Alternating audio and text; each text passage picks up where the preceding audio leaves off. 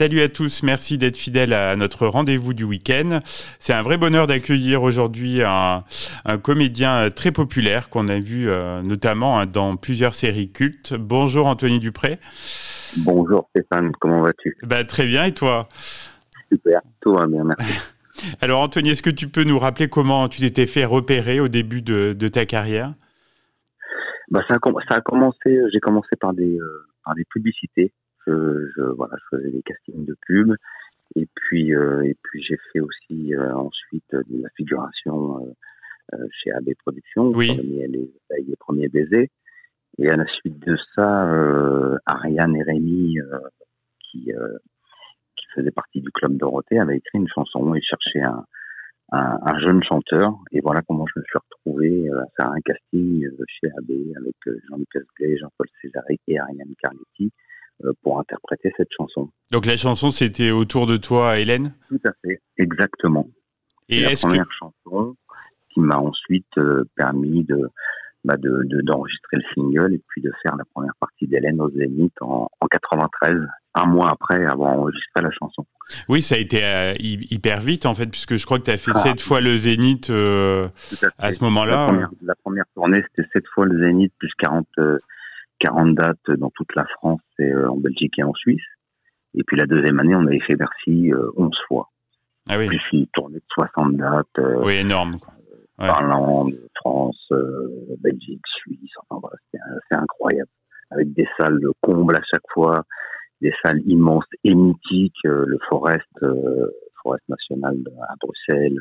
Donc Bercy, c'était une expérience, mais alors là, complètement incroyable. Ah ouais, c'est certainement. Sur la scène de Bercy, c'est un moment fabuleux qui est gravé à tout jamais dans une mémoire. Ouais.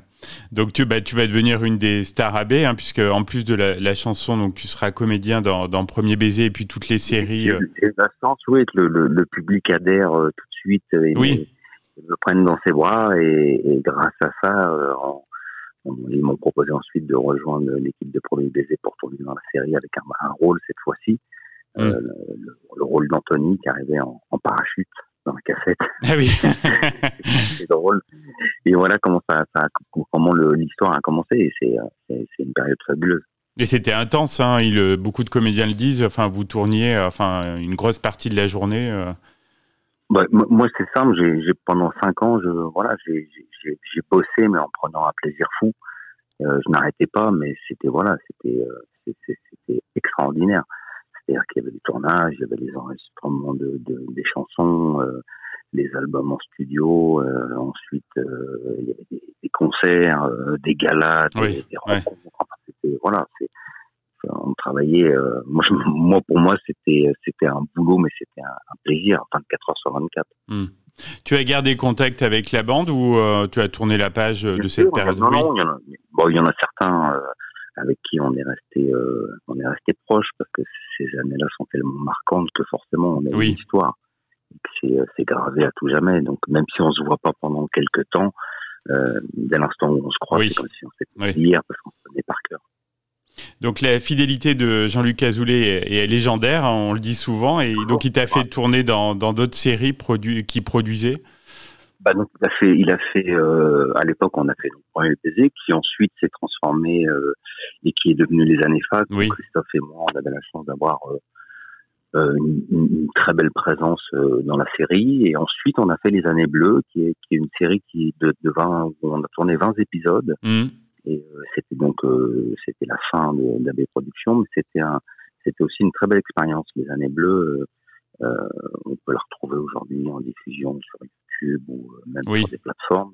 Et c'est un très beau souvenir. C'est dommage. On s'en souvient, c'est dommage, C'était un super souvenir. Ouais. On avait évolué, on avait grandi.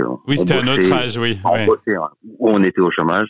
Mais on était sortis de la période universitaire et scolaire, donc c'était cool, c'était assez drôle. Tu as joué aussi dans une autre série culte, Sous le Soleil. Quel souvenir tu en gardes? Super, déjà le fait de tourner à Saint-Tropez, parce que la série se tourne vraiment là-bas, donc Saint-Tropez, Ramatuelle et les environs. C'était une super belle période de pouvoir aller tourner avec tous ces comédiens. J'ai rencontré aussi des comédiens que je connaissais. Il y avait Lynn Blondio qui, elle, avait tourné à côté. Donc, on recroisait d'anciens camarades, des nouveaux, et c'était cool. C'était une belle période aussi sous le soleil. C'était très sympa, je me suis bien amusé.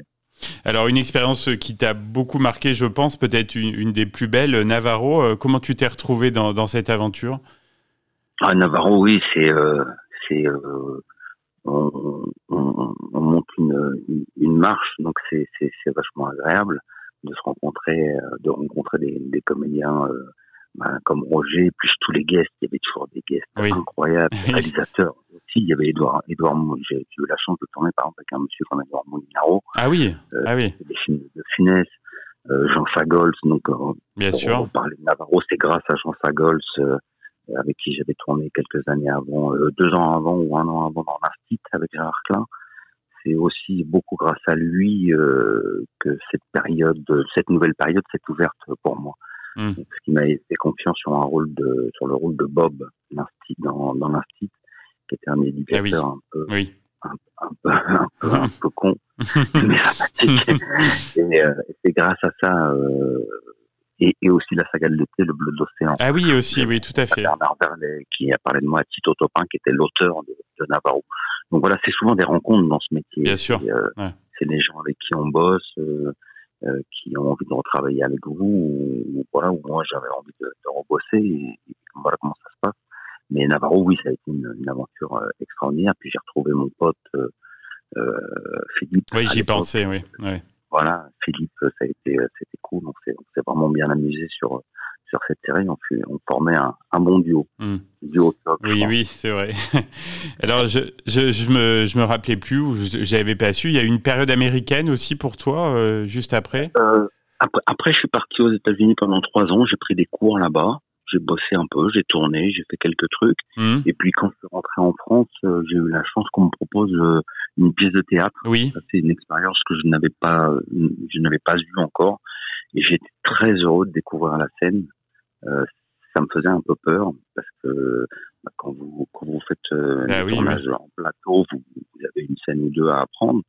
Et puis on peut recommencer, refaire. Le théâtre, il n'y a pas de filet. Et ça a été aussi une belle expérience. Ça m'a fait grandir dans ma vie d'homme et dans ma vie de comédien aussi.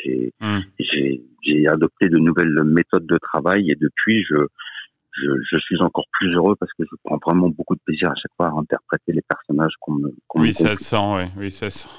Donc autre personnage dans Plus belle la vie. Là, il y a eu 24 épisodes, je crois.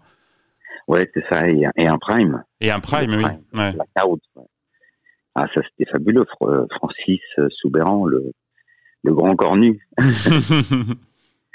Et oui, ça c'était aussi une très belle expérience. Je me suis régalé à interpréter et à trouver comment dire, ce qu'il fallait mettre de folie dans ce personnage qui était quelqu'un de très posé, de très calme, mais qui était complètement fou et qui était capable de faire dans Blackout, on fait sauter l'électricité, on casse les antennes 5G. Enfin, il y a vraiment une révolution qui se prépare, et c'était un super rôle à travailler, celui-là. Anthony, quelle est ton actualité? Sur quel rôle on va pouvoir te découvrir là prochainement?